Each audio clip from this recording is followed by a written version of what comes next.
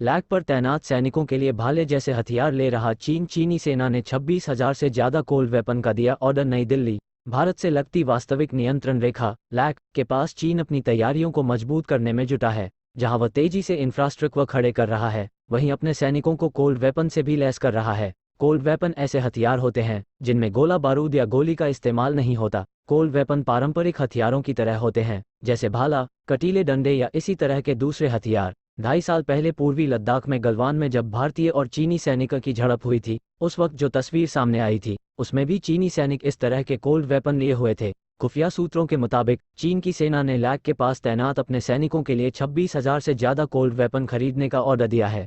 इस साल के आखिर तक सारे कोल्ड वेपन चीनी सैनिकों को मिल जाएंगे। भारत और चीन के बीच हुए कई समझौतों के मुताबिक दोनों तरफ से कोशिश होती है कि एलएसी पर फायरिंग न हो, इसलिए गश्त के दौरान दोनों तरफ के सैनिक भले राइफल साथ में ले जाते हों, लेकिन इसे इस्तेमाल नहीं करते हैं। गश्त में जब दोनों ओर के सैनिक आमने सामने होते हैं तो कोशिश होती है कि बातचीत से मसला सुलझे, पर कई बार धक्का मुक्की और मारपीट की नौबत आ जाती है। फायर आर्म नहीं, परंपरागत हथियारों की तरह होते हैं कोल्ड वेपन। इस साल के आखिर तक चीनी सैनिकों को मिल जाएंगे ये हथियार, भारतीय सेना के सूत्रों ने कहा। घुसपैठ की मंशा से आने पर चीनी लाते हैं ये कटीले डंडे जैसे हथियार। जब गश्त के लिए आते हैं चीनी सैनिक तो नहीं लाते ये कोल्ड वेपन। 2.5 साल पहले जब गलवान में झड़प हुई थी, उस वक्त जो तस्वीर सामने आई थी, उसमें भी चीनी सैनिक इस तरह के कोल्ड वेपन लिए हुए थे। घुसपैठ की मंशा से लाते हैं कोल्ड वेपन। भारतीय सेना के सूत्रों के मुताबिक जब चीनी सैनिक पेट्रोलिंग के लिए आते हैं तब उनके पास कोल्ड वेपन नहीं होते हैं, लेकिन जब वह घुसपैठ की मंशा से आते हैं तो कोल्ड वेपन साथ लेकर आते हैं।